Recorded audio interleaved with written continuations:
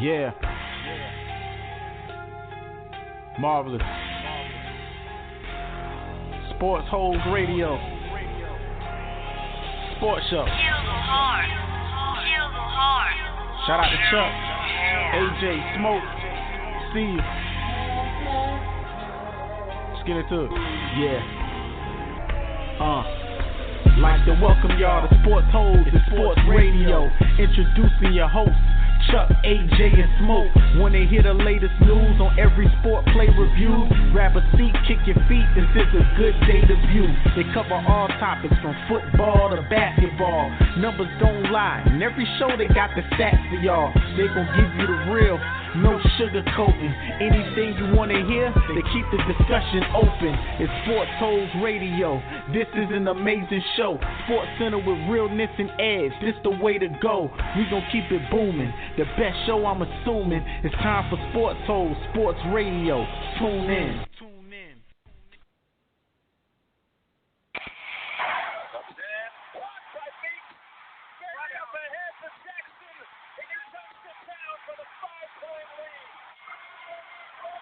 Matthews off the mark, and this year the confetti is going to fall for North Carolina.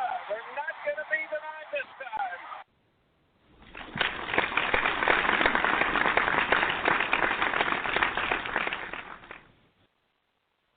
Boom, boom, boom. Welcome. It's your boy, Smoke the Dude. And if you're tuning in, you already know where you at. Sportholes Radio. Yeah, we back again for episode 8. We are the champions, part 2. And since the last time we talked, our guys, UNC Tar Heels, claimed their 6th national championship over the Zags. And Roy Williams got another one for the finger. So we got no Jordan cry faces. No Jordan cry faces this time. But as usual, I got to bring the crew in so that we can talk our talk. Only the Sportholes way. AJ, what's good with you? What's going on? How everybody doing? Put some respect on his name. Resident asshole. You know what it is. In the building as normal. Yep. Salute them Tar Heels. UNC them pulled it off. You already know how that goes. And for the record, I picked them to win the whole thing, so I'm more accurate than Statman and his bullshit he was picking with Duke. But, yeah, we in the building. UNC won. Gamecocks won. It's a great little NCAA tournament time right about now. We got a lot to get into today, and we're going to get right at it. Word. That's what it is. Chuck Diesel, where you at, boy? What's going on, family? What's going on, sports world? Chuck Diesel in the building. Man on deck. Well, how does it feel to hate? I picked North Carolina to make it. I picked North Carolina to make it to the championship, Fat Boy. So I was. Oh, you gonna call their name today? Excuse me? You gonna call their name today? You wouldn't say their name during game day. No doubt I could do that because they represented for the ACC. The ACC been the best conference all year, and so it was only right that the ACC team cut down in this, even though it was a lot of turbulence in the opening rounds of the tournament. An ACC team still was left standing at the end, so salute to Roy and Joe Barry and Isaiah Hicks and Kennedy Meeks and Theo Pinson. And let's say get Pinson a shout out, man. He the only dark-skinned dude on the team. Come on, man. For cutting down the nets. Roy got 3. Roy got more than Dean. Roy got 3. No, Dean got 3 too, right? No, Dean got 2. He got 2. Yeah, Dean got first 2. championship came with Frank McGuire. Yep. Yeah. They beat Will Chamberlain back in 50. The point is they got more than Duke. Just for that's why I didn't want them boys to get that title, because now they won up on us. So now we got that's what happens when you hate. We got to get back. We got to get back out there and tie this thing back up. We coming. With who? Well, we'll see how our roster shape up next year. You know, we got guys leaving, guys coming back. Wait till we let those get guys our live finish picks to McDonald's All-Americans. Let all them guys at Duke finish their residencies as doctors, because it's not going to work in the NBA. Well, let's chop it up about the game itself. Last year, North Carolina was in the same position as far as being in the championship game, and they got hit with a dagger from Chris Jenkins, the buzzer beater, to lose it. Pretty much Villanova won on that shot from Chris Jenkins. So from a total 360 as far as the game, they came back this year and was able to let's say knock those demons away or whatever, and claim the championship. Now the game itself was kind of like a sloppy game, towards the end. Nah, it was ugly. You can go ahead and say it was ugly. Yeah, it picked up at the end. Game. Poor refereeing. There was a lot of calls missed. You know what I mean? There was one in the last minute or so where Kennedy Meeks was clearly out of bounds. And, they called a jump ball, and, North Carolina ended up retaining the possession. So it was kind of a sloppy game. But, it was a great year for the Zags. They went the farthest they've ever been, the first time that they've ever, reached the national championship game. So, for them it was a good season. I'm pretty sure they're heartbroken, for going home, losing in the title game. But the 37-2, they weren't too shabby, but the game itself was a real sloppy, poorly official game, you know what I mean? Honestly, it was sloppy. It was horribly official, as you said. But I really think Gonzaga beat themselves. They could have beat North Carolina, but they were focusing on their big man, like feeding him. I mean, which is not a bad thing. And that's been their recipe and their resumes for the whole tournament. But the problem with that is you took your shooting guard out the game, who was really the best person on your team. Now, he did roll his ankle twice, one in the championship game and the game before. So, I mean, I'm not sure if that factored in, but you can't – I mean, big dude had two moves. I ain't going to lie. He had a pump fake, he had a pivot move, and that's it. But he's a good player, but I'm not going to compare him to NBA yet because he's not in the NBA. He could develop his game, but – he's not really – it wasn't the person I thought they should have been leaning on to win that game. He should have been the surprise factor. They should have just focused on the shooting guard. What's my man with the two last names, Chuck? Point guard, Nigel Williams-Goss. William Guard. I said shooting guard, point guard. But he's a good scorer too, though. But yeah, he was. Oh, yeah. He definitely led the good scoring this year. But they were focusing on big man and feeding him, and his athletic ability was taking him further than his talent. And when you play a team like North Carolina, you got to have talent, athletic ability, and you got to be smart. You just can't go play, I'm not even call it bully ball. You just can't go out there and just try to beast your way to a championship. I mean, he did the best he could, but I think they should have went about a different strategy with that. Now, I'm glad they didn't. I'm glad that North Carolina won. But he's a big guy. His name is Karnowski, the center for Gonzaga. But he's he didn't like what I noticed about him was that like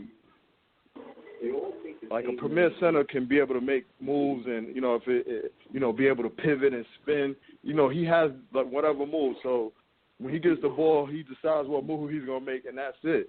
And so I was noticing that the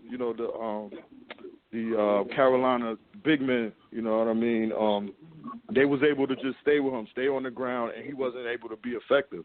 You know what I mean? It's like he's one of those guys, like, he might can throw a pump fake or something, get you in the air, and then, get a foul, but he's not that skilled with the ball. Like, think of somebody like Olajuwon, who was skilled under the basket, can make moves, pivot with the ball, hook you, things like that, whereas he couldn't do that. And so what I was noticing in that championship game was that nullified them. The UNC big men they stayed on the ground, they didn't foul him much, and they was able to keep a hand in his face. His talent, as far as with the ball, he didn't have much of that. So they kind of like X'd him out of the game, you know what I'm saying? He wasn't as effective as he was in the earlier rounds is what I was noticing. Yeah, he really couldn't. He really couldn't. He was making good moves. It's a saying that you have $1 million move and a $2 finish. Like he had nice moves. He had nice moves. He couldn't close the deal. He couldn't close the deal because he had good opportunities for the shots that he was taking. He didn't get good lift off the ground. And 300 plus pounds, boy, ain't gonna be no whole bunch of lift. Yeah, he couldn't get good lift, and with Meeks and Bradley bodying him up, he couldn't get good extension on them shots. He was lacking extension. He was leaving them shots short. But man, the referees. I think the referees had told their family, like, yo, in the second half, you make sure you get as many pictures of us running up and down this court as we possibly can. Man, what's crazy with the referees? Stars of the game. Yeah, they did change it. They was the stars of the game for a good minute. Is that before the whole Final Four started, they were talking about refs that were chosen. I'm not saying they didn't deserve to be chosen, but they were saying how those refs had blatant bad calls in this tournament. You know, it was like they knew it's almost like, I know I got a bad deal, but I'm not going to try to fix it. I'm just going to stay with it. You know, it's maybe he'll do better. You know, and you were just kind of hoping and wishing, but they did what they were. They did. They are who we thought they were. You know, so I mean, it's exactly what it was. The refs are just. I don't understand how there's no referee 40 and under, 35 and under that could call these games. I don't understand why you got to be 50 and a lawyer or a doctor to do this crap. You know what I'm saying? Insurance agent or something. I don't get it. Refereeing was horrible. But you did bring up a good point, though. Refereeing was horrible, but who was wonderful was Kennedy Meeks. We gave his stats the last game. You know what I'm saying? One of the few cats to get 25 and 14 or in the tournament in a long time, or the championship game, rather.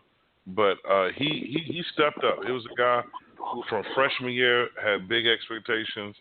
I'm not going to say didn't live up to it, but I thought he could have did more. And he finally showed up in the tournament. Now, if he would have played like that all year, he probably would have had a way better look at the pros than what he has now. I'm not saying they're not looking at him, but he just didn't. He did show up, but it's one of those situations where I'm not telling you I'm going to draft him. You know, I'll take Goss off of Gonzaga first, but I mean, it is what it is. But he did have a good game. Did want to give him a shout out. I got to give a shout out to Joel, because he actually did not have a good tournament at all. But he stuck in there, didn't give up. He played his hardest now. I'm not sure if it was because of the injury he was coming off of or if he wasn't. I got to give it to Joel because he did stick with it. And even though he didn't put up those high numbers and points, he kept his team involved and kept them ready to play and come home with that championship. Yeah, he played good in the championship game. He didn't shoot the ball well, but he finished with 22 points and 6 assists. Yeah, I mean, we're saying like 22 points ain't good, but I feel you. Oh, that's a good game. He didn't shoot the ball well from the field. He didn't shoot it that well, but he still was able to contribute. I tell you what, though, if Zach Collins from Gonzaga was able to play in that game, I think he would have been the X factor. The referees didn't want him to play them. Yeah, they fouled him out. All the fouls on Zach Collins was terrible fouls. They just was terrible fouls. Zach Collins was the only guy on the floor who's a projected lottery pick or a top 20 pick. Maybe Justin Jackson might be a first rounder, but I would say Justin Jackson will probably go first round. Zach Collins, he got the highest grade out of all of them dudes on the court, and the referees didn't let him play the other night. He had 9 points and 7 rebounds in 14 minutes. They was making some terrible calls on Zach Collins. And he had 3 fouls before 10 minutes in the fourth quarter in the Final Four game. You know, the referees was calling some. Kanowski, the big man had. I know I said that wrong, but he had 3 fouls or 4 fouls before it was almost 10 minutes in the fourth quarter. So I mean, it was that was crazy. I don't like the free whole situation from basketball to football. I'm not even gonna get on that. Football is worse because y'all put older people than y'all got basketball on a football field, and when they get run over by a linebacker or some type of safety or something, y'all looking like. I mean, matter of fact, didn't like 2 refs get carried off the field last year because they can get out the way? I mean, come on, man. We got coaches that are younger than some of the players on the team, but we got referees that's older than the owners. That don't make sense. Gotta do something about them referees. All right. Well, yo, shout out to the UNC Tar Heels and Coach Roy Williams putting up number 6 for the Raptors.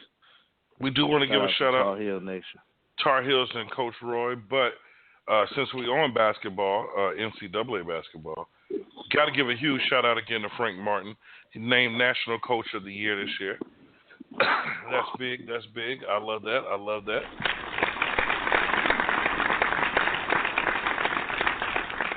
I think he's going to change the culture of that program down there and help bring in some big recruits and see if they can get back to that dance and come home with the silverware. So we're going to check that out.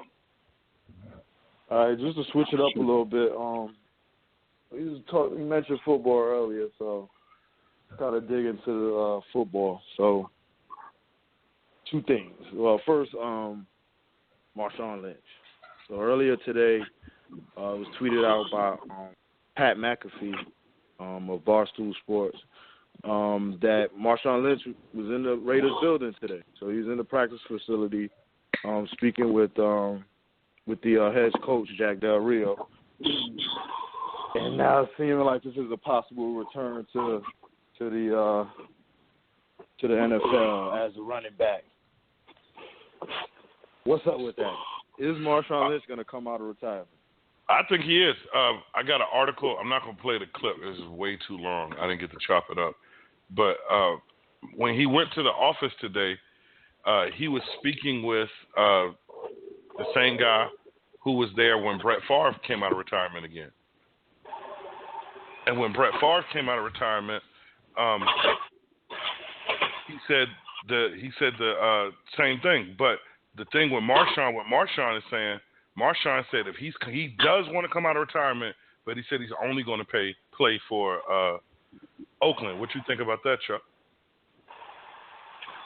Yo, Marshawn ain't got over that play in the Super Bowl that gave Tom Brady that Super Bowl. Yeah, after that play, Marshawn ain't want to play for them Cats no more. And I can feel him. If I'm a top 5 running back in the league, easily top 5 running back in the league, you're on the 1-yard line and you don't give me the ball? You line up in the shotgun formation from the goal line?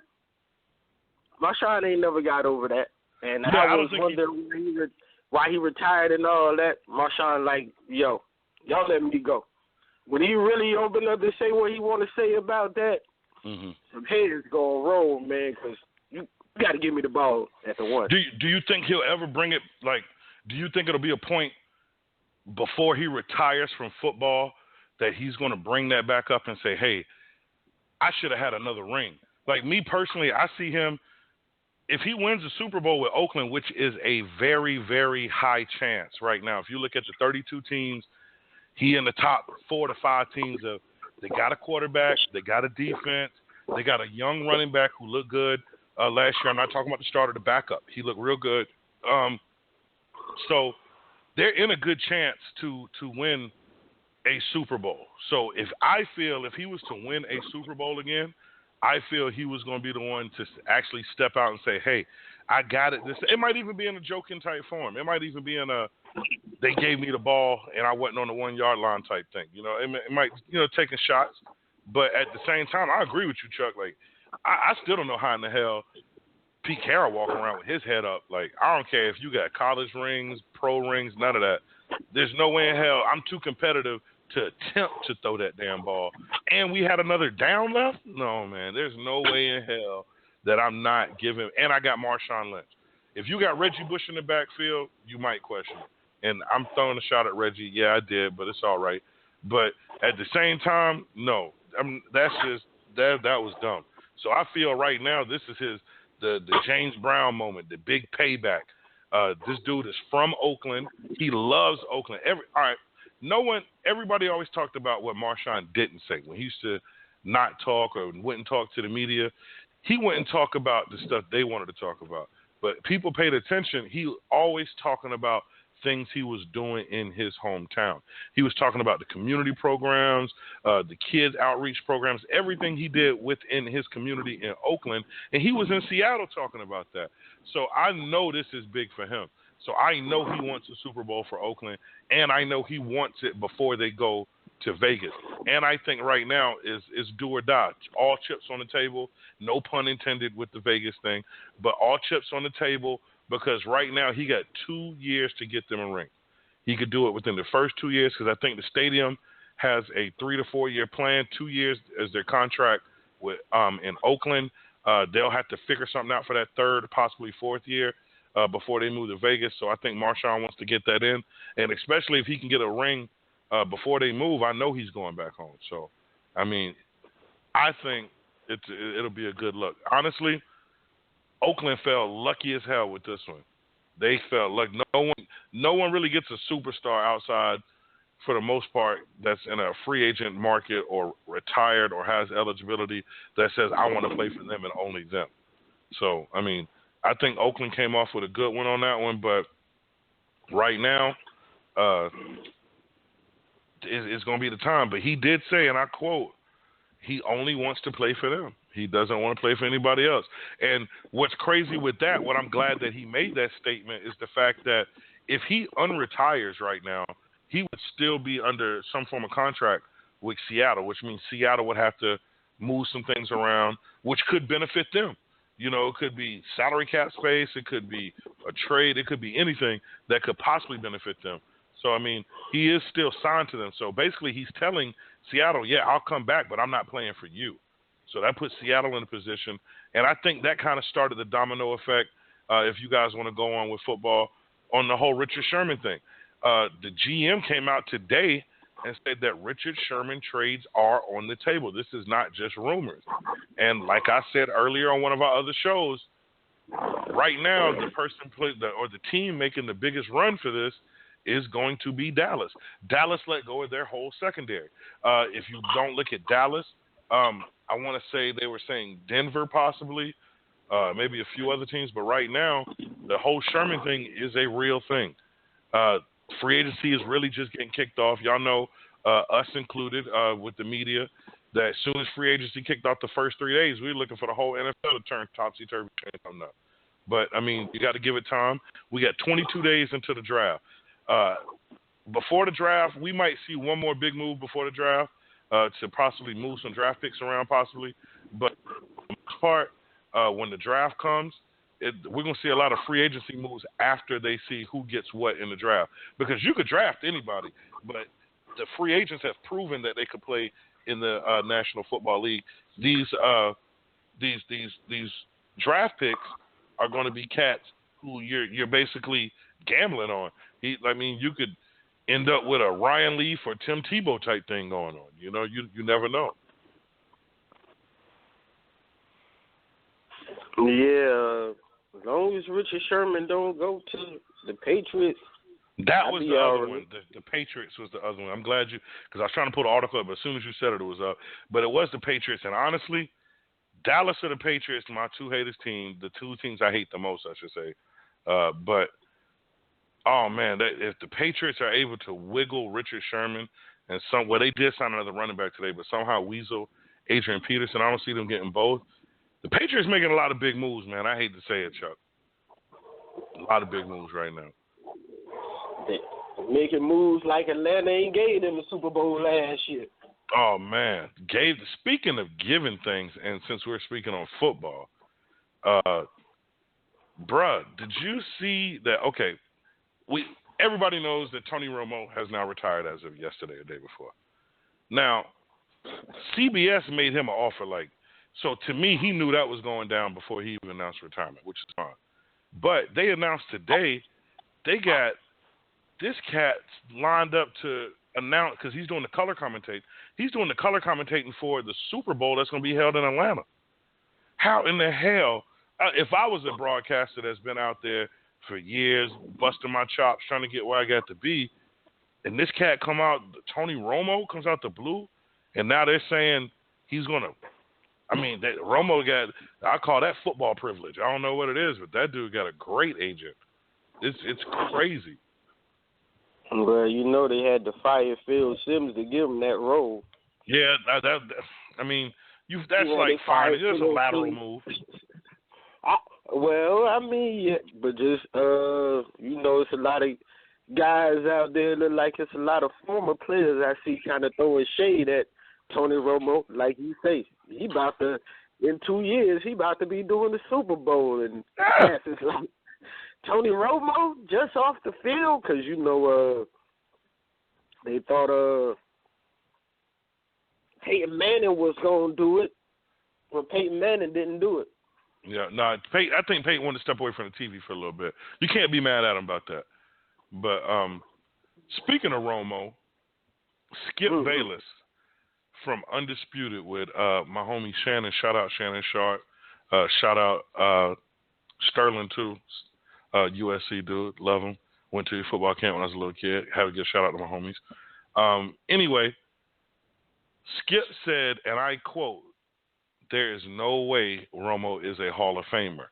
With Cowboy quarterbacks like Staubach, Meredith, Aikman, and Danny White." And he went on to say that Romo doesn't compare to those guys, even though he does hold most of the quarterback records. And he said that Dak will be much better than Romo. Now, I do believe Dak will be much better than Romo, but Romo does have numbers. I'm not going to say he has. He's a Hall of Famer.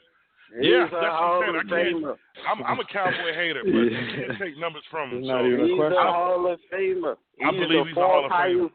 He's the fourth highest rated quarterback of all time. Only to tell him the three people above him. Aaron Rodgers at 107. I think, matter of fact, Romo might be the only one. He might be right behind Brady. No, he's San Francisco Young. Correct, Chuck?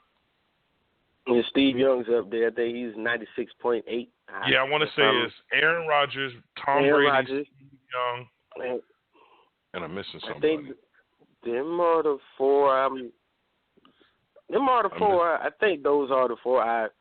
Mr. Statman is not 100% on this, but I think this are the four, the top highest rated quarterback. The top highest quarterback rating with the current quarterback rating. I can't give y'all the algorithm. Aaron Rodgers is number one.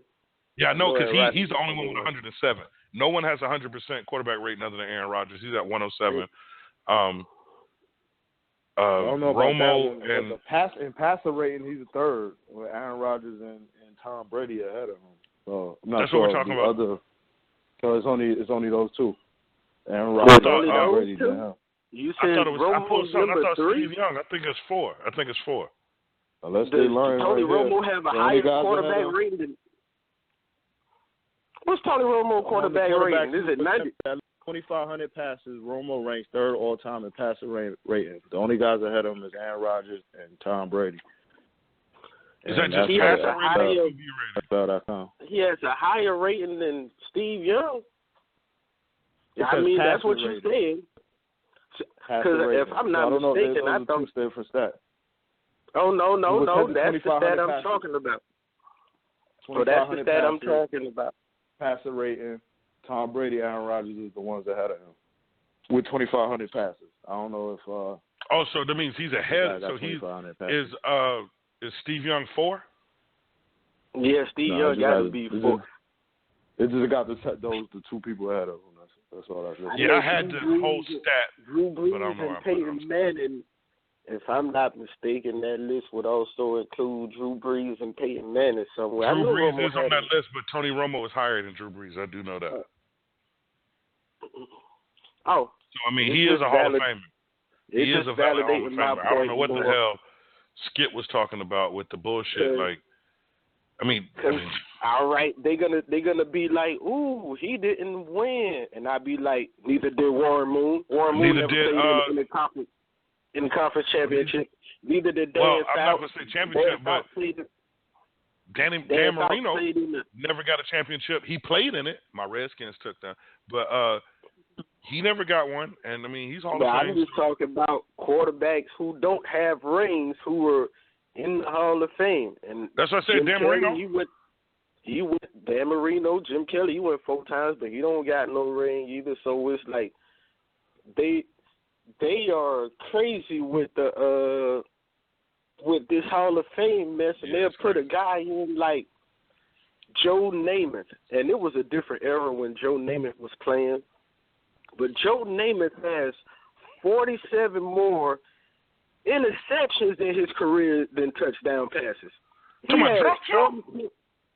He has 40. If you go look up Joe Namath's stats, the only reason why he's in the Hall of Fame is because he made that guarantee. His stats as a quarterback are mediocre to bad. And I mean, like, back in the 60s and 70s, it wasn't a passing league like it became in the 80s and 90s. But still, Ken Stabler has more interceptions than touchdown passes. It's guys in the Hall of Fame with more interceptions than touchdown passes. Yep. Brett Favre. So, I mean, no, not Brett. Brett got way more touchdowns than he threw a lot of interceptions, but he also I feel you. I'm saying Brett Favre threw a lot of interceptions. You can't. That was a bad example, but I understand what you're saying. So it's like you got the ball out. This man is the 3rd highest rated quarterback in the history of the league. You got to give him a yellow jacket. It's like the third leading rusher not making the Hall of Fame. It's like what they doing with T.O. right now. Well, you got that. It's not like it's new. They did the same shit with Chris Carter. Chris Carter just got in a few years ago. He should have been in the Hall of Fame. Yeah, he had to wait. Yeah, they made him wait. And it's like, I hate these writers. How in the world are you giving writers all this power to decide who belongs in the Hall of Fame? I mean, me as a fan is like, man, it got to be a player thing. You got to, easily how you go survey all the players that these guys played against and get their perspective. That would easily determine the Hall of Fame. All these writers who be like, yeah, I didn't like this dude because he didn't give me an interview, so I'm not. Yo, are you serious? Are y'all really giving writers this power? And the baseball writers are like contest. The baseball writers are like the baseball writers are the worst ever because they are like, oh, Babe Ruth played in the era when it was all white people and he hit more home runs than teams, so those are the stats that gonna count. And baseball writers are like the ultimate purists, though. They just pay. Baseball writers are like a petty expert. They don't let shit go. Yeah, but you can't be the ultimate purist until the worst era of the sport. Absolutely. It's like, it's not the best competition. It was the all-white league. That is not the best era. You know what I'm saying? You can't take the worst era of sports that is not including everybody. When you can go and see like Ted Williams and Babe Ruth, they played against the Negro Leagues during the off season, and they used to go back and tell the major leaguers like, "Yo, these guys can play. These guys good and better than us." Like, really? So like, you can't be holding on to that. You can't. And Barry Bonds facing a pitcher from Japan. He got to face a pitcher from Japan or Mexico or someplace. Now he is facing stiffest competition. So you got to decide what era. Like, you can't hold this era and be like, yo, this the wackiest era and make this and play. You can't be holding on to that. They got to get rid of all these Hall of Fame voters, man. They be tripping. And I don't even know. I mean, I know they pick sports writers, and you have to be like some form of accredited sports writer. But like you, I feel the sports writer should have a say, but it's got to be a better method on picking Hall. I mean, why Hall of Fame people can't pick Hall of Fame people? You know what I'm saying? Because people, I mean, don't even use the players that's on the field. I mean, I would recommend you use the players because they know more than anybody. But I mean, let Hall of Fame people have the majority vote. The people in the Hall of Fame, like, look, people looking at numbers, man. And my thing is, we need to start. Another thing we got to do is start cutting these groups down, man. We got 40 and 50 people putting in votes, and some people just voting to be funny and shit. We need to get some type of true committee, or we need to have a committee of a set number of people that are appointed properly. Now, how they appointed, we could come up with that. But we need a set number of people appointed other than just sports writers saying this guy belongs in the Hall of Fame. Because right now, the whole T.O. shit is just off of, I don't like T.O. That's just like me. I hate the Dallas Cowboys, but I'm not going to sit here and tell you Tony Romo's not a Hall of Famer because that's not true. He is a Hall of Famer. It's not true. I mean, I could talk all the shit I want with my homies, and I could talk all the shit I want about Tony Romo, but the fact of the matter is he got numbers. He might not have rings, but he got numbers. So, I mean, certain things you can't take from people. Like, Smoke got a cousin that used to have a saying that we love, put it on paper. And he did that. And everything is on paper right now showing that this dude's in the Hall of Fame. So, I mean, people just hating right now. And that's the same thing they're doing with T.O. T.O. has not, let's be real. If y'all want to give T.O. the Hall of Fame just off of that performance in the Super Bowl they lost, you could do that. I mean, he was the hardest playing dude on that team with a broken leg, bruh. You know what I'm saying? We got cats sitting out games because they tired. This dude they had to tell Terrell Owens, look, you can't play this week, bro.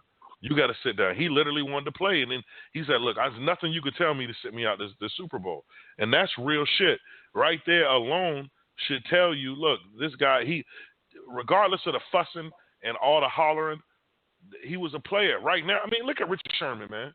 Richard Sherman cursed out his offensive coordinator. He played defense. But that's cool with y'all. But Terrell Owens cursed everybody out but got in the end zone. Put up points.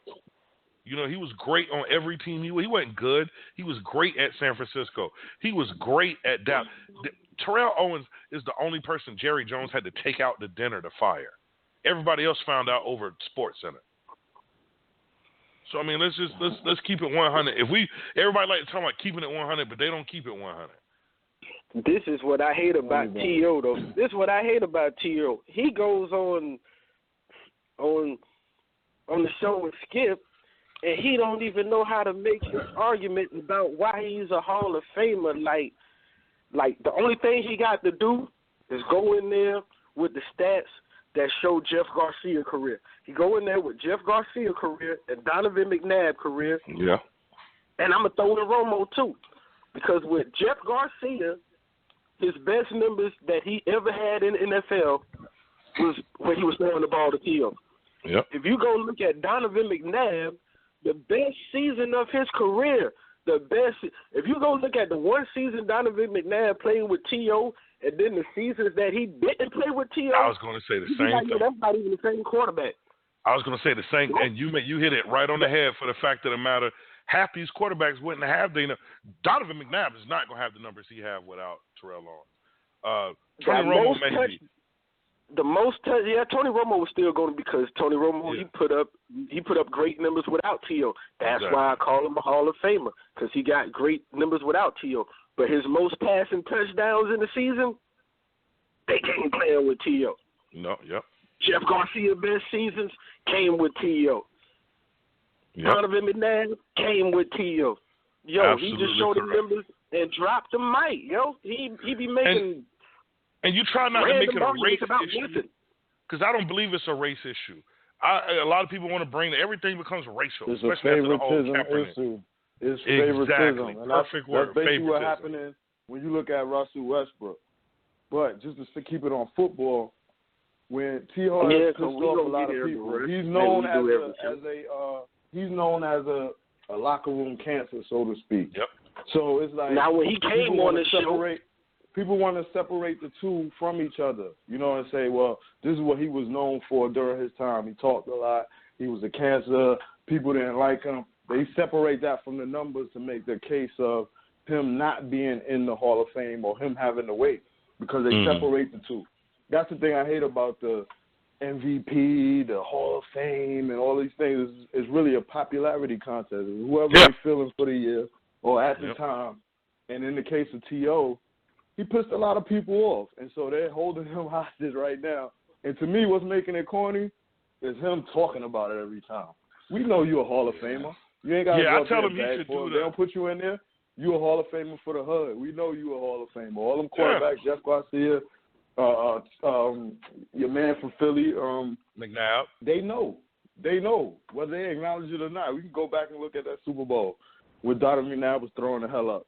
And T.O. came off of a broken leg, like you was mentioning. He was a hero in that game. He didn't lose that game. So now he had to get medically cleared off of that broken ankle to play. Just to play. And Skip Bayless called this cat selfish. That's why I'm like, yo, this guy T.O. must have been trying to get interviews from T.O. and he almost told you he had to go every time you asked for an interview. Because he is selfish playing on the broken leg. Now you have Jack Youngblood. He played for the Rams. He played against the Steelers. A linebacker played against the Steelers with a broken leg, and he hurting the defense out on the field. But he's called a hero. Every time they go back to him playing in the Super Bowl, Jack Youngblood, he played with a broken leg in the Super Bowl. Oh, he's man, a hero. Lynn Swann, the catch. They talk about Lynn Swann all the time about that catch. Nothing bad about Lynn, and he was hurt during that game. But no one, they don't give T.O. his, you know why they don't give T.O. his respect? Because T.O. don't bow down and take their bullshit. And then let me tell you another thing that affects this whole popularity contest we call MVP and Hall of Fame. It's this damn social media, bro. Because back in the day, a team made a decision, put the shit in the newspaper, it was out there. If the fans agreed with it or not, it was out there. Now, the fans have a voice. I can get on their Twitter page. I can get on their Facebook page. I can get on their Instagram, and I can talk shit. And I can find 100 people like me to keep talking shit. Now, don't get me wrong. The voice of the fans does help you out from time to time because there are organizations that do dumb shit that just needs that, hey, bro, don't do that. But sometimes organizations get too much into listening to the fans and listening to these so-called sports writers and listening to these so-called experts. When you got exactly like what Chuck said, you got numbers in front of you. No matter what I say about Tony Romo, I can say when he took the trip to Mexico, he was horrible after that. I can say I ain't like his haircut. I can say I ain't like the way he wasn't vocal. I could talk all that shit, but guess what? The numbers are still there. Like that he played for the Cowboys. Yeah, I can say all of that, but the numbers are still there. The same thing goes with T.O. I don't understand how everybody get a pass but T.O. Y'all let Ray Lewis get away with murder and get on TV and preach every week, but don't nobody say shit to him. Nobody say shit to him. But T.O. get on there, they be like, I don't like this dude. But T.O. put it in your face. Man, come on, man. The No Fun League, a.k.a. the NFL, changed the whole celebration shit behind two people, T.O. and Chad Ochocinco. Why? Because they did it and they made it look good. And what I don't like is the fans like this shit. It was 95% of the fans liked the dancing and the showing out. It was 5% that that had some type of platform to get out and talk shit is the reason why they stopped that. And it's the same 5% with a platform that's saying don't let him in. Now, I don't like the way he got on Undisputed with Skip and them and couldn't voice his opinion or what he thought, but at the same time, he shouldn't have to go out there and campaign himself for a Hall of Fame bid. All he got to do is do exactly what you say. Bring in the number sheets, let them read it, and then you read everybody who you think. You tell me the people who you think better than him at that position that's not in the Hall of Fame right now, and tell me if he's not top 5 of them people. I don't see it happening. The thing is, the people know that. You know, he could bring in every stat, the highlight film, game. Nah, he don't bring in the right ones. He don't bring in the right ones because even when he be arguing with Donovan McNabb, instead of him arguing with Donovan, all he got to do is go put up his season with Donovan, and Donovan, all the other seasons Donovan played without him. And Donovan to look at the numbers. I would not argue with Donovan McNabb, period. The point I'm making is it don't matter. It don't matter what he put up there. And I agree with you. I agree that he could make his points more sharp, or he could sound less crybaby-ish about it. I get that. Yeah, I hate to see him complain about it. But they still not going to put him in the hall until he be quiet and they get past this whole cancer of the locker room and things like that. Then he'll get consideration for it. Now, I'm not telling him to be quiet. Go out there, talk your talk. That's what we do here. So shoot your shot. You saying that you belong in there? You can mention it every single time. It's almost as if the people love it. They love the fact that he's whining about not getting in, because this is what he, as far as his career, this is it for him. He's not going to play anymore. This is what he got to strive for, is the Hall of Fame, to put that stamp on his career. He didn't win the championship, which, that wasn't his fault, but it is what it is. So it doesn't matter from what I'm seeing, it's like the sports writers, they love it. The Skip Baylesses and everyone else who says that he shouldn't be in there, they love when he come on and I should be in there. It's like they almost look at it, it's like laughable in a sense, you know what I'm saying? So to me, it's like the only way he's going to get in there is through time. Chris Carter is like that. Chris Carter is known for talking his shit. He's a guy who grabbed his nuts, and it took him a while to get in there. It's like as he became an analyst and things like that, and people started to look more at his post-game career, he ended up getting in. So I think with T.O., he might just need to, find something to do with his time instead of there and complaining. Eventually he will get in there. But right now it's one of those popularity contests. We didn't like him as a player, we're not going to put him in the Hall of Fame, especially on his, when he won it, on his time frame. You know what I'm saying? So that's the only thing I see with it. All the points y'all cats made as far as him being in the Hall of Fame, I agree with. You can't disagree with that at all. You know what I'm saying? Absolutely. It's just I'll say this, and I'll leave it alone. I would take the same approach Chris Carter took when he was going through it. Every time somebody brought up the Hall of Fame, he did the whole Little Webby, change the subject. AKA, when they brought that up, Chris Carter would say, look, you know my numbers. I know how you feel. You know how I feel. Y'all do what y'all got to do. I can't keep coming out here campaigning for myself. Every time I watched Mike and Mike on ESPN and CC was there and they brought up Hall of Fame, he didn't say one word. He didn't campaign to say, I know I should be in there. He knew that. He would say, I'll let y'all talk about it. Because my thing is, if everybody else saying it and he not saying a word, it's a small group. That 5% comes back into play again. The people with the power are the ones in there saying, don't let him in. And honestly, they was mad at CeCe because he smoked weed when he came in the league. He talked shit.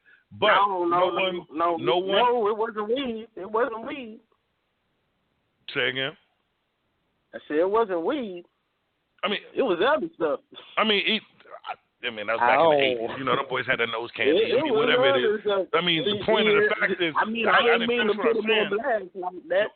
The point of me bringing that up was that man, weed, cocaine, whatever it was, he kicked that habit, man. That dude kicked that habit and not just became a player, he became a role model. Randy Moss is not who Randy Moss is without Chris Carter. Y'all might not want to believe that, and Randy is my number one. Y'all know Randy is my dude. Shout out Randy. Burn one with your homie. But I'm telling you, he helped make people, man. He was the help keep that team together. That team probably could have been better with a little extra pieces, but they wouldn't have been what they were without Chris. So, I mean, it's the same thing with T.O. When that shit come up, when them people start bringing it up, I just shut up and let them. Every time they bring it up, I would just do like you say. Go look at Donovan McNabb numbers with me, then look at them without me. Then you go look at the careers I had with Romo, and you go look at the careers I had with Garcia. And if I ain't Hall of Fame, I don't know what else to tell you. yo. We'll move on from that, though. That was very well said. What we have stumbled on to is get T.O. in the Hall of Fame. Stop tripping. Period. Stop playing. Now, I do want to ask y'all a question, though. Being that we about to move on, probably hit the little NBA a little bit. Because I know that we're going to get into some Westbrook and some MVP talk. So I want to get this out the way. Did y'all see Lance Stevenson last night? Lance being Lance. Lance being Lance. But this is the thing. I ain't even mad at Lance. Yeah, that shit was messed up. I mean, this is my thing. As a competitor, you're supposed to let the clock run out, but this is my thing. Y'all knew y'all was going to lose. Go down on that and play some defense. Yeah, that's what I'm saying. Y'all knew y'all was going to lose, so if he scored or not, y'all still lost. So what you mad at? What you really mad at? And now you look real petty because my thing is y'all might have booed him or something, let him go, but y'all got cats rolling up on this cat like y'all about to do something. And it was a whole bunch of middle school cat fight. Standing with their shoulders next to each other. Yeah, ain't nobody throw one blow. Everybody talking that bullshit. Looking real soft. Looking real charming out there because that man did a layup. If I was Lance Stevenson, I would have went gorilla dunk that bitch just to piss. If y'all gonna act like that, I'd have took the ball back and ran right back down court. Just to be I get the rule, but don't run up on me like that. No. Don't run up on me, man. Ain't no rule. It's Brandon Jennings the other night because he did the same thing. Yeah. Y'all are mad that we are playing sports. The clock is still running. The clock is still running, and guys are out there still balling, and y'all are ready to give up because, we down by 15. It's over. Well, I mean, it's an unspoken rule. You know, when you if you watch the highlights of that, and even with Brandon Jennings, the player spoke on, hey man, we winning. You don't take the extra shot. Yeah, you know what I'm saying. So it's an unspoken rule. It's not in the books or anything like that. But like you said. The point of the game is to play defense and to score. So if you're not doing that, when you run it, don't run down on me like that. Straight up. Period. Don't run up on me. Don't run up on me. Check this out though. Like, they showed Norman Powell for the Raptors, the same Raptors team that was mad because Lance Stevenson scored when they was up 15. Norman Powell got a breakaway dunk with 5 seconds left on the clock, and they was up by like 20. They was up bigger than they was down the other night. And he got a dunk and dunked the ball, and nobody on the Raptors was upset. Ain't nobody on the Raptors went into him and said, we up by 20. You ain't had to get that highlight reel dunk. Yeah. I bet you if they cut to the side, not them, this is teammate. Now, if they thought that was so wrong, they would have went and said, teammate, we up by 20. Don't get a dunk when we up by 20. But when he did it, it was all good. They was clapping and celebrating. I got a suggestion. It's just what losing do. All those moments, it's Brandon Jennings and it's the Raptors. All those moments is when you playing and you losing and you getting your butt kicked, you want to complain about anything. Yeah. All those moments was, man, we getting our butt kicked. Man, you gonna shoot a shot and y'all already kicking our butt? Man, I'm mad. Bro, but that's just like, I'm gonna start calling unwritten rules. I'm gonna start calling unwritten rules the petty rules. Because it's petty shit. Look at baseball. When a pitcher, somebody get hit, and then they go back, the unwritten rule is I can hit your player. Cool, I'm cool with that. But usually what happens with baseball when the second player get hit? A damn fight breaks out. You got people clearing the bench because he got hit because the first guy got hit. Now, my thing is, when the first guy got hit, intentional or not, everybody knows somebody on the other team is about to get hit. Now, when the other person gets hit, they go to rush the bench. Same shit with basketball. It's 10 seconds on the clock. Y'all want me to stand here and dribble. What's the difference between me dribbling and me taking a shot? You know what I'm saying? Guess what? You still lost. If I take this shot or not, you lost. But now y'all want to fight? Come on, man. That's that bitch assness I be talking about. That's the bitch assness where you look real suspect. Oh, we losing, but I want to lose like that. That don't make sense. What is losing like that? What the fuck is that? Yo, that is, I don't know what that is, but listeners, If y'all are listening, you could have called in at 563-999-3565. You could have called in. Yo, don't raise your kid. Raise your kid like Russell Westbrook. If you're on the floor, play to the end. That's what I like about the dude. That's what I like about him more than anything. Is from the time he steps on the court to the time he leaves, he plays all out. And we can get more kids playing with that type of attitude like Russell Westbrook, we'll have a better sports world. Stop all that lollygagging on the court and then getting mad because somebody scored. I'm pretty sure Russell Westbrook would have go and get a dunk too if he had a breakaway. I'm going to tell you right now, they run up on Lance Stevenson. They don't run up on Russell Westbrook, bro. Westbrook might have swung on one of them boys. Oh, Lance from Brooklyn now. Lance just only why Lance had kept it cool. Only why Lance had kept it cool because he just got back on the team. He got to stay in good standards. B.I., no doubt, dead thigh. Yo, listen. But let's keep it cool. Yeah, man, cats be doing mad suspect shit. I don't be understanding the whole, I'm going to walk up on you and put my shoulder all in your face because you scored a layup. What you going to do? You run up on me. Because I know you're not going to fight me. That's why. That's the point. This is what it is, man. Certain people not going to don't run down on me. You know what I'm saying? That's basically all that is. You all up in the man face. He walking through like, oh, man, go ahead, man. What's wrong with y'all? And I understand it, but it's like, don't run up on me. DeMar DeRozan, he's not a tough guy. I don't know who that other guy was. You know what I'm saying? So, PJ Tucker ran up on the team like matter of fact, Lance was on the team. Lance was on the Pacers team, and y'all know the Pacers known for swinging on cats. So I mean, he ain't on there no more. But you just don't run up on people, man. You don't run up and because you're upset, not because he ain't physically touch you. That man was at the other end of the goal by himself where nobody's playing defense. If y'all want to run up on somebody, go run up on the man who was supposed to guard him. That's how I feel about that. Well, because when he leaked out somebody, somebody should have ran with him, and that would have stopped all that. He went down the court and he like, yo, I broke into this. My first game back in Indiana in a couple of years. I broke out in the open court. The fans is cheering for me. Yo, I'm just gonna go lay the ball up. Them guys, they didn't want to go down on the court and take the ball out or play any defense, so they got mad. Yeah, that was crazy, man. I've never seen that like that. About that. But being that we're on NBA and we about to get into this MVP talk, I had a stat before Smoke start the MVP thing to help with the MVP decision. Just go into it, man. Just go into it. Go ahead and just go into it. All right. The Claw, a.k.a. Kawhi Leonard, has more career steals than personal fouls. He has 699 steals and 693 personal fouls. That's big. Now that is a stat. That's big. Now that is a stat.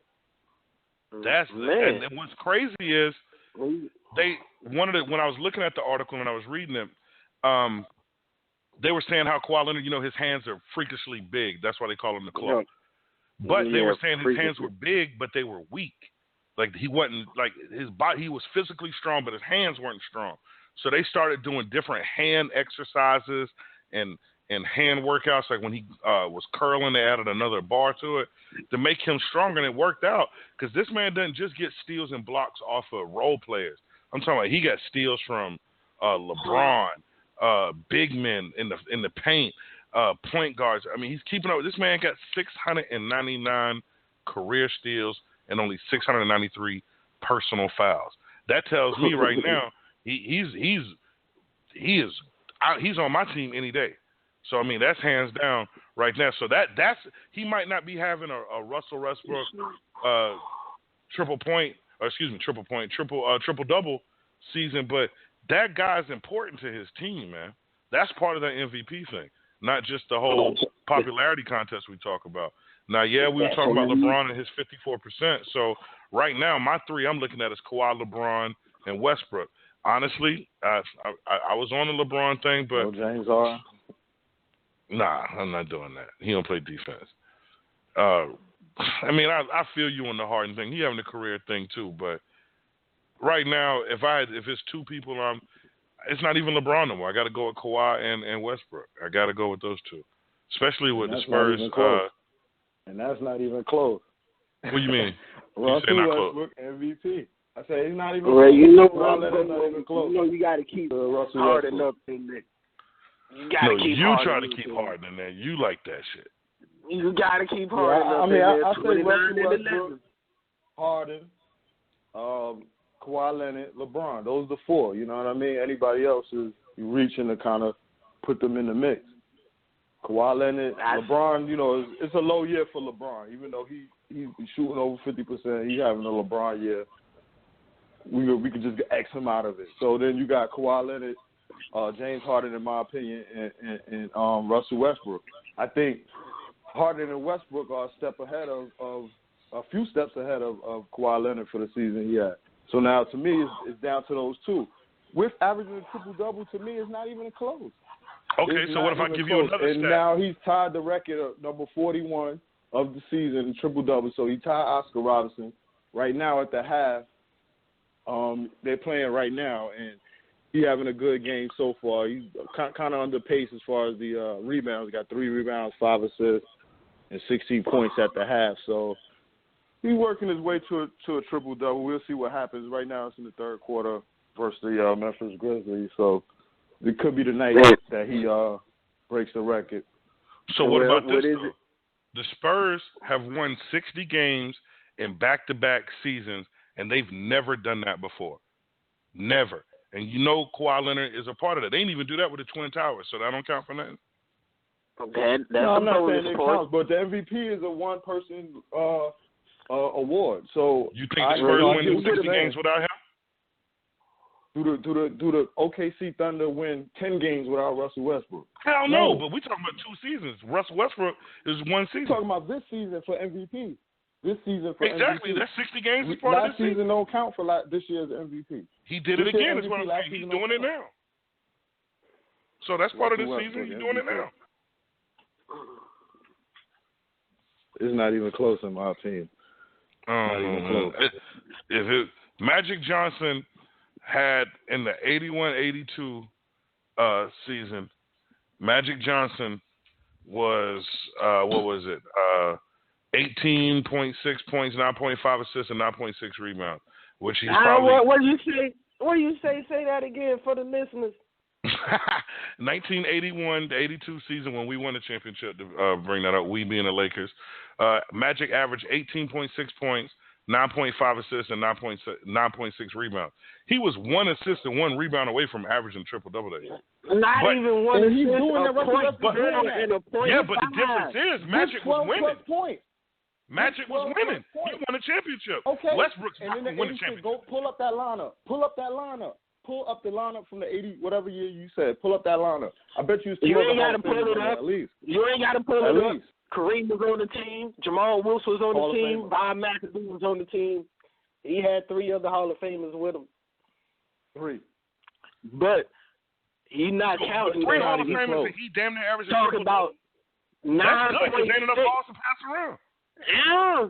That means I could have get more if I wasn't even playing with them. Exactly. I would have had more if I ain't had these other 2 cats. More assists and rebounds? What are you talking about? More rebounds. With Kareem not there, you don't think Magic get more rebounds? You talking a season where you have to average up to get what this man is doing right now. The great Magic Johnson didn't average a triple-double. What? I don't understand what the He was half a rebound and half an assist from averaging. Half a rebound and half an assist. But guess what you got to do? Round up. You got to put round in there. There's no rounding. We got a hard triple-double with 30 points a game. And we talking about Kawhi Leonard? No, yeah, because he got more W's than Russell. Or any of them. That's a team stat. He don't win the games by himself. Okay. I thought MVP wasn't just numbers. I thought it was the most valuable person to their team. And right now, if he's the most valuable person to their team, that say a lot about their team. Because he's the only one playing. Chuck, what's the stat when Kawhi Leonard is not playing? Who got a winning record? The Spurs. They got a winning record without him. 6-1. OKC does not win 10 games without Russell Westbrook. You scratch him off the team, that team will not win 10 games. That team is in the lottery right now. Not even in the playoffs. We're in the 6th seed. After our loss, we want to talk about last year, we lost a top 5 player. And I still got my team in the playoffs, and I'm averaging a triple-double. I leveled up on you. That got my team in the playoffs is off of some technicality bullshit. It's not even close. He's on the 6th seed, bro. Let's not talk about like he locked him in the playoffs or some shit. In the West, not in the East. In the West, bro. In the West. It's only one team in the East, so we're not even gonna do that. All the players are in the West. So right. So that's what I'm saying. That's the point I'm making. If he was in the East Coast at 6 seed, then you might could knock that a little bit. He in the West Coast. Really, outside of the teams as the top 6 teams in the West, who else is there? Who's ahead of him though? That's the Warriors, the Spurs, all the shit we just mentioned. Spurs, Warriors, Thunder, Houston, and we missing one. The Clippers in Utah. Exactly. Now outside of that, what else we got? You know, I like Karl Anthony Towns and Boogie and the Browns. They ain't winning no games, but I like to see them play. And it's not even close. Nikola Jokic and Yusuf Nurkic out in Portland. Them guys can ball too. Portland ain't doing shit, man. Yeah, if Nurkic comes back, they gonna be all right. Westbrook balling? I just say Smoke just like the Oscar Robertson averaged a triple-double and didn't win the MVP. I keep saying that. Oscar Robertson averaged a triple-double. So he didn't win the triple-double. He didn't win the MVP, win the triple-double. Who won the MVP? What was their stats? Bill Russell. He averaged 19 points, 24 rebounds, and 5 assists. Double-double. Stats that wasn't better than Wilt Chamberlain, who finished second with 50 and 25. And like I said before, and Elgin Baylor averaged 38 points and 19 rebounds that season. In the middle of a dynasty. You cannot. There's no player in the league that you can say is a Bill Russell status right now to knock Russell Westbrook off of that MVP. Like I said, to me, it's just nitpicking to try to take it away from him. Let's just take it this away. If you score 53 times and lost. If Kawhi Leonard averaged a triple-double right now, if he was the guy averaging a triple-double, it would not even be close. Everyone would be giving him the MVP right now. And it'd be cats out there saying what you said. He won. They won. Goes back to the argument. It goes back to the argument of T.O. Russell Westbrook he's the type of person, and you say something dumb, he's looking at you crazy. So he could probably strike nerves on people where they might not necessarily like him for whatever reason. And you could see that in the dialogue when it comes to the MVP. If LeBron James had averaged a triple-double, they would have gave it to him already. There wouldn't even been no question about the reason why they would shooting 42% from the team. The reason they would have gave it to one of them cats is because they win. I'm not saying Russell don't win, but they win more. When you got 50-point games and you losing, that leaves question marks, even if you dropping triples. So that leaves the only player on the court.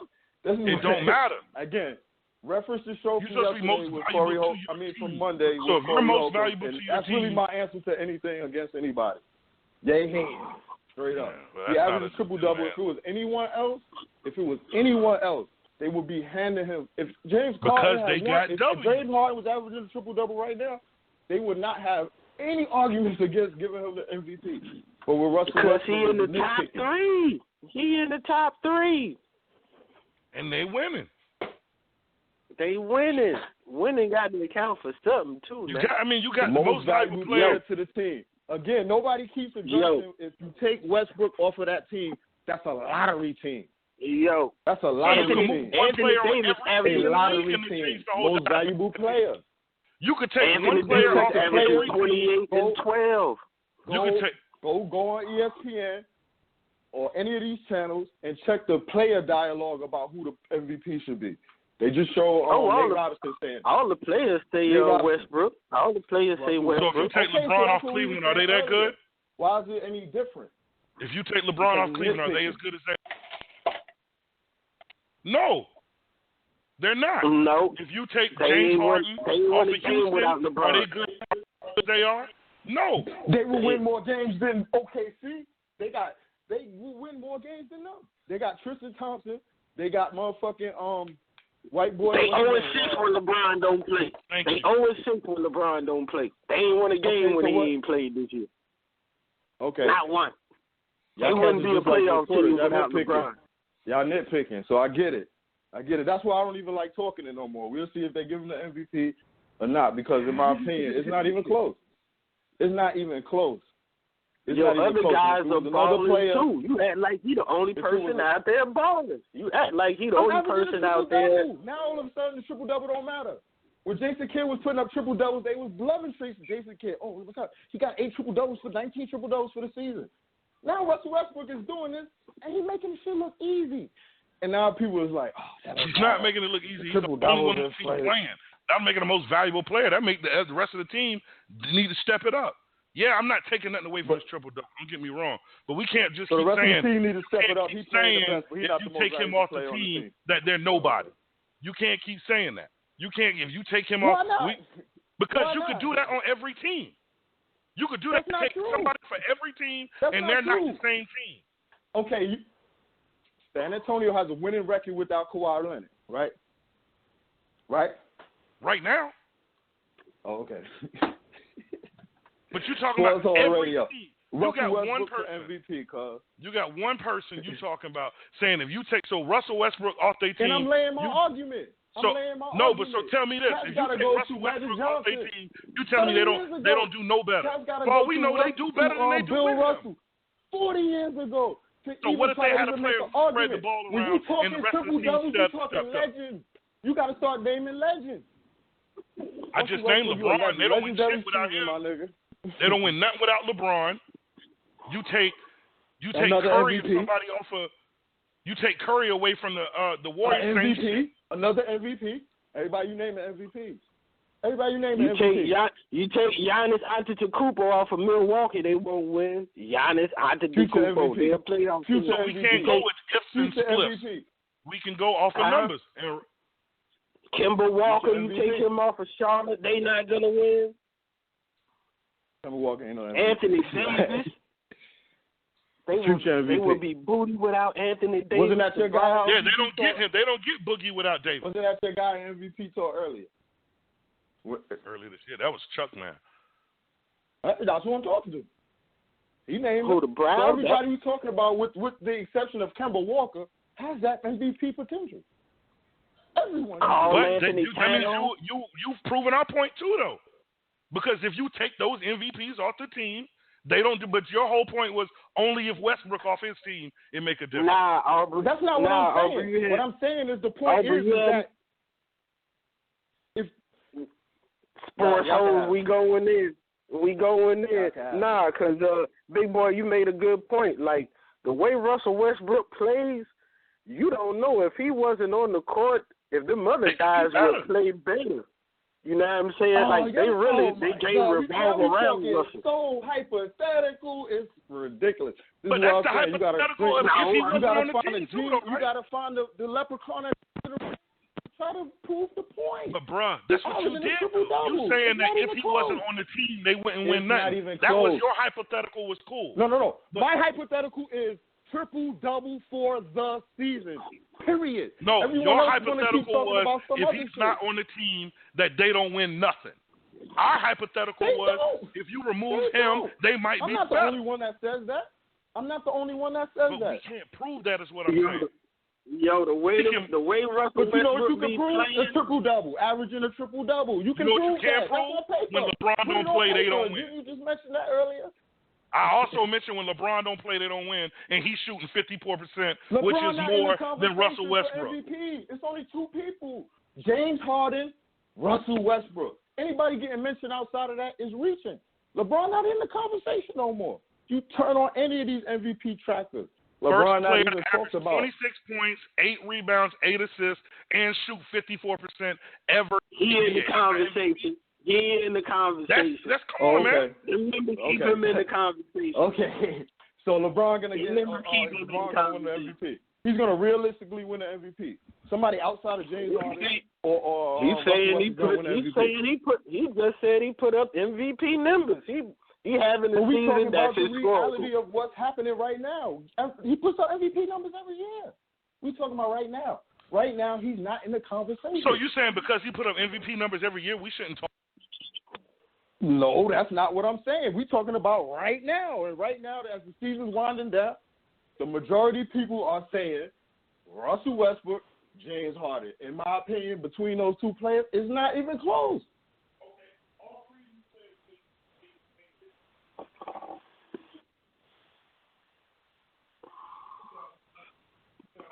James Harden in the running. His name need to be on that list. I'm sorry, guys. I hit mute. Please forgive me on my I was talking smack. I was saying we gave LeBron James history breaking year numbers for the 26 points, 8 rebounds, 8 assists, shooting 54%. James Harden 2,000 points, 2,000 points off assist as well. So he has 2,000 points himself, 2,000 points off assist. I understand your argument there. Westbrook triple doubles, so we understand. But hey, we could history. I mean, Curry shooting 300 threes. You know what I'm saying, for 2 seasons. Cool. So I mean, if we only count this season, I mean, so here's what it is. All those people are important. Everybody got their opinion. I'm not saying they're not important. I'm not saying Russell Westbrook is garbage. I'm far from saying. I'm not saying he don't deserve to try to get the MVP. But what I'm saying is I'm not making a decision right now. I still got some time before I make my decision, and I'm not completely 100% sold on Westbrook. Like I said, you getting these things, but you still catching L's. Because I lost the second best player in the world. Oh, you lost your pen. You lost your homie. Straight up. But that go back to what I'm saying, though. Remember what I said? If you take him off the team, the rest of the players play good. You think KD, one of the reasons he left was Westbrook? I don't think it wasn't a reason he left. It was. So you got to take that into account too. You got to speculate on that. Ain't no speculating. You got to take that into account too. Did he say it? Did he say it? As good as you is, he did by leaving. As good as you is, you let the second best player in the world walk down on you. As good as you is, the second best player in the world. That's an indictment against you now. Come on, man. Listen, man, y'all can't be flipping your arguments. You just said that in the last show, KD going to Oklahoma City. Going to Golden State. He was going to play with a better team. He was going to play with a better coach. He had a team around him. So we talking about one player versus a team? No, the argument wasn't KD leaving. The argument was he went to a better team. Yes, he did make a decision to go to a better team, but That's KD was going to leave if he went to the Warriors or not. He was leaving. One of the main reasons he was leaving was Westbrook. He could have went to Atlanta.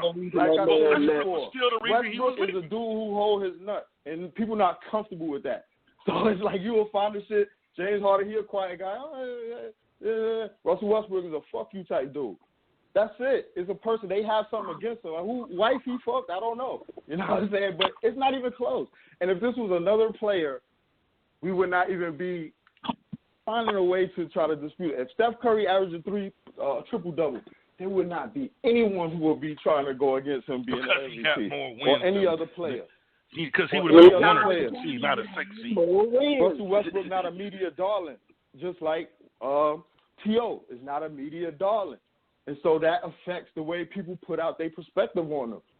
I get it, but it's not even close. Kawhi Leonard not a media darling, not that he's hated. Now, I'll give you this. Westbrook is hated more than him, but Kawhi Leonard don't say shit to nobody. He barely talk to Popovich. People love him for that. People love the fact that he was driving his old car into the NBA. They love little shit like that. They will bump you up off of the little personal shit. We talking about basketball.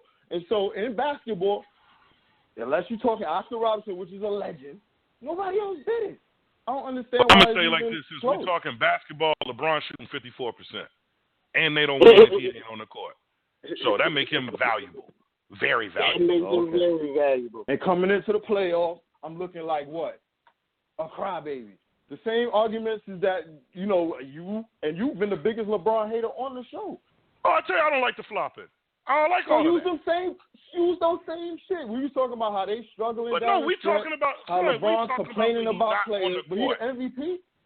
When he's not on the court, I'm done. He can't flop and he can't cry, and they still lose without him. When Russell Westbrook's not on the court, we don't know because he don't miss games, so we can't use him as part of that equation. He don't miss games.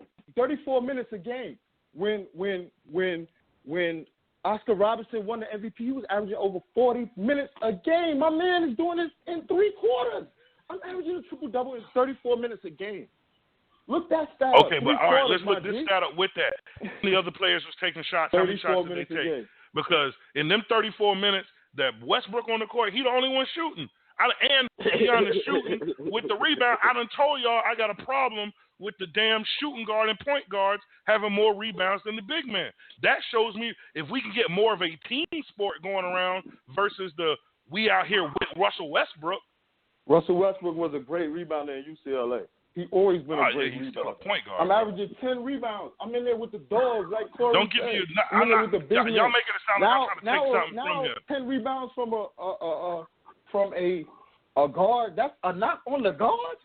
Y'all making it sound like I'm trying to take something from him. I'm not taking nothing from him. What I'm explaining is there are other options. There are valuable options. LeBron, I'll even throw the James Harden thing in there. But I like Kawhi, probably because of the whole the team thing. So I'll take Kawhi out of it because it's more of a team thing down there. LeBron and James Harden just as important in Westbrook, period. Even if they're not getting triple doubles. Okay. Just as important. Just as it, and that's the whole argument that you missing, Mr. Smoke. I'm not missing that because you made the same argument.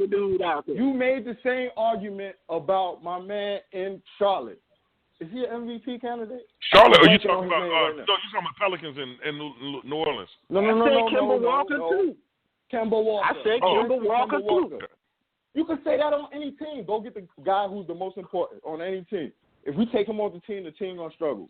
Every team, you can do that with every team. But we ain't going to them dudes and like, yo, they having historical seasons. Like you keep saying Westbrook having a historical season, and then Fat Boy keep breaking it down to you about this. The numbers are Harden saying having a historical season, and LeBron having a historical season.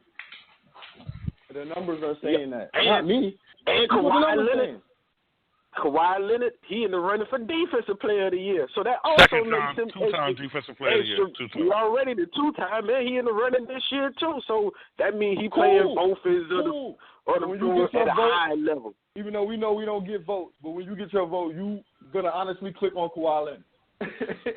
No, I'm probably taking LeBron. I don't know who I'm taking. I ain't voting yet. LMAO. Pound sign fronting.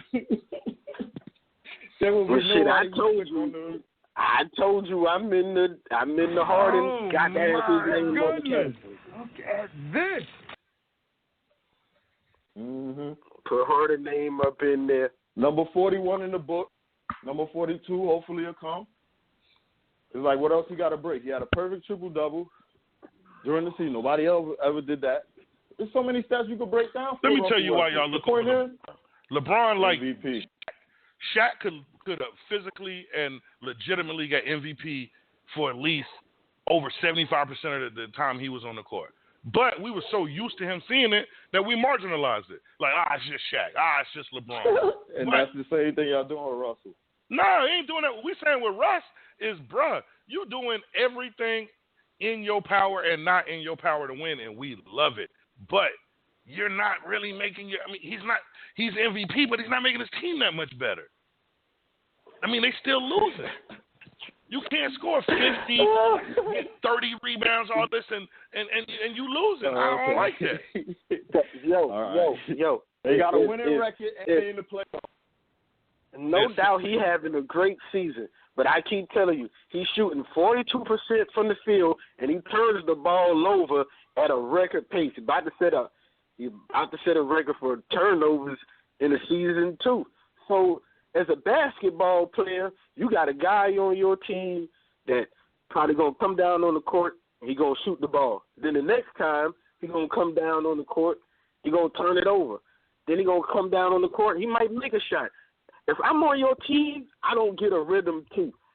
He, like Fat Boy was saying earlier, he don't allow his teammates to get a rhythm too. Like every night, he don't even know who he gonna be able to count on because he don't allow them to get a rhythm. This is me against the world.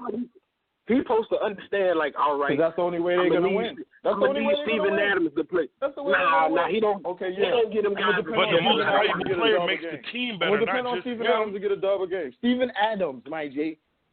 Steven Adams? That's the name you're gonna come on. You gotta because one game I might get 10 shots, and then the next game I'm getting 4 shots. Like, that has an effect on players. That all right, we know you're gonna shoot the ball 30 times every night, but on this, I might have a good game one night, and then the next night I'm not even getting a touch. Tell me this, Smoke. You remember when we used to watch Westbrook before the triple doubles? What was one of the first things we used to say? Oh, we know he about to pull up. So you don't think that now? When we used to say the same shit before the triple double?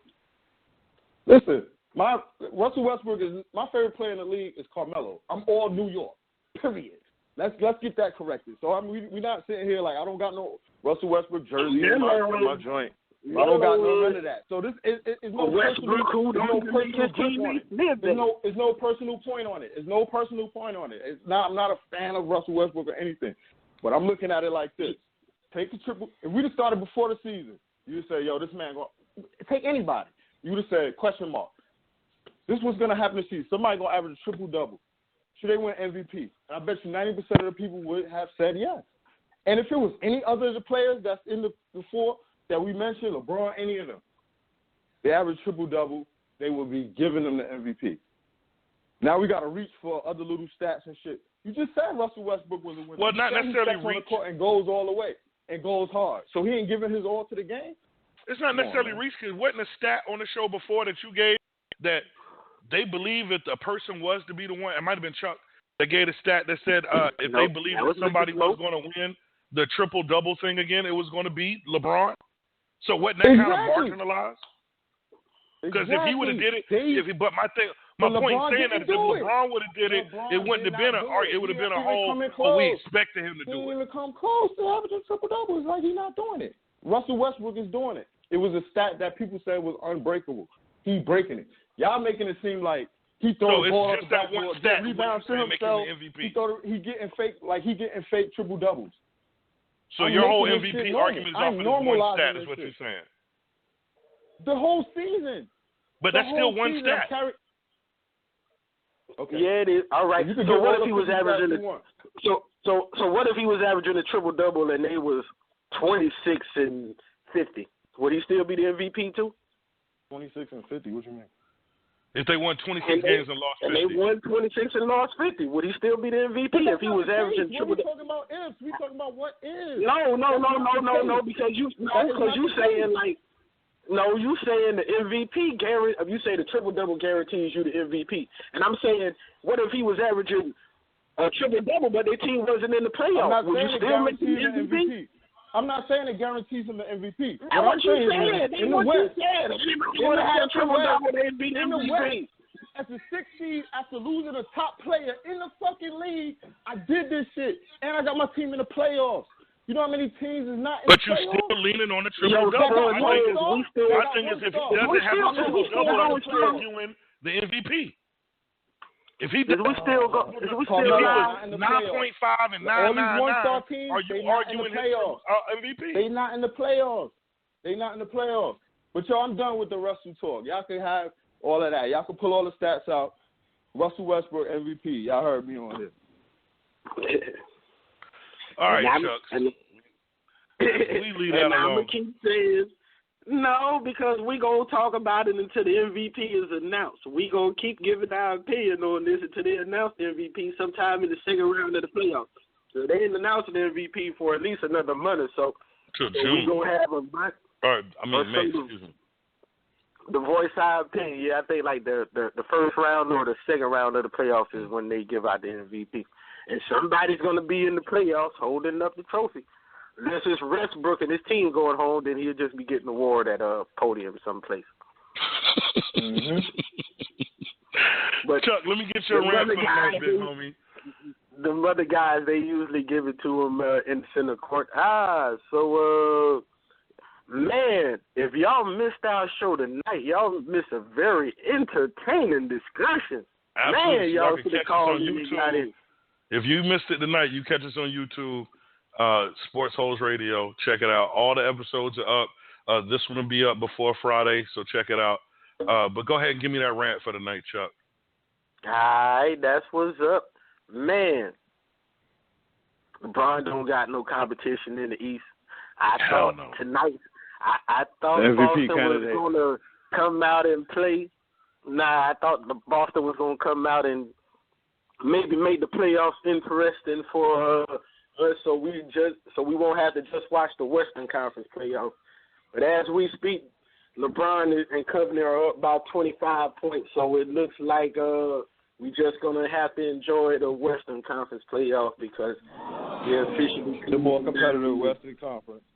They're officially closing down the East tonight in Boston, up by 25. Boston, they really was talking big like they was gonna get this game, and I don't think they definitely not gonna get it. So man, that ended all the drama in the East. So all we got to look forward to is maybe San Antonio and Golden State playing a heck of a Western Conference Finals.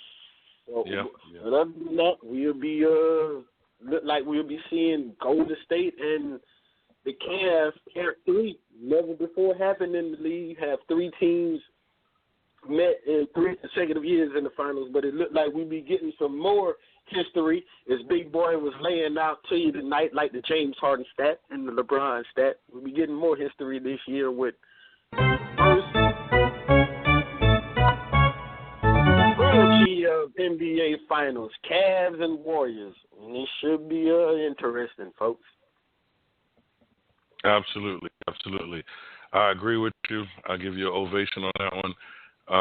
But like I said, if I do want to come out that side, to challenge them, far left field, the only thing I see is Boston. So, yeah, you're right. Ain't really nothing in the East. Honestly, at the beginning of the year, I picked New York to actually challenge Cleveland, but I don't know what the hell Phil Jackson did up there, man. It just didn't work out. Yeah, I thought they would at least make the playoffs. Man. And then Derrick Rose, he need another knee surgery. Man, Derrick Rose is the millennial version of Grant Hill. He just can't stay healthy, man. That's what it looking like, homie. So, you're right on that one, but I like that little rant. But we ain't even going to talk about that thing we was talking about earlier because it's mad sensitive in this room right now. It's my homies, y'all my Don't brothers. Play yourself. There you go. Super salty now, you know what I'm saying? Super Don't play salty, yourself. All right, brother. You know it ain't nothing but love. You know it ain't nothing but love. You know that shit. He'll get over it. Sportholes Radio. Sportholes Radio, we out. Peace. You're listening to Love Advice with Leanne. Caller, you're on the air. Hi, Leanne. Longtime listener, first-time caller. Why, in your professional opinion, do you never take my calls off the air? Is this Carl? Yep, it's Carl.